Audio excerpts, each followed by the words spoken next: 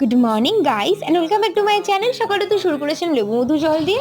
এরপর দেখো গাছে কত ফুল হয়েছে, আর এই ফুলগুলো তোমাদেরকে আমার শেয়ার করতে এত ভালো লাগে না, মনটা যেন খুশি খুশি হয়ে যায়। তারপর তো ঠাকুরকে সুন্দর করে ফুল দিয়ে সাজানো হয়ে গেছে, আর তারপর তো গেছিলাম আমি দোকানে।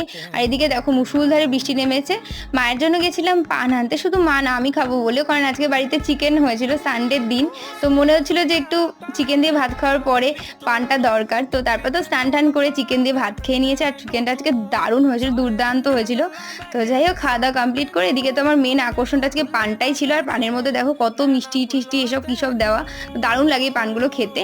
আর তারপর তো একটু ঘুমিয়ে পড়েছিলাম, এরপর তো সন্ধ্যের দিকে খেয়েছিলাম গ্রিন টি, আর এদিকে তো একটু ফ্রেশ ট্রেশও হয়ে গেছিলাম আমি। তারপর তো মামি দিয়েছিল আজকে শিমুয়ের পায়েস, তো সেটা খেয়ে নিয়েছিলাম, এটাও খুব ভালো হয়েছে খেতে।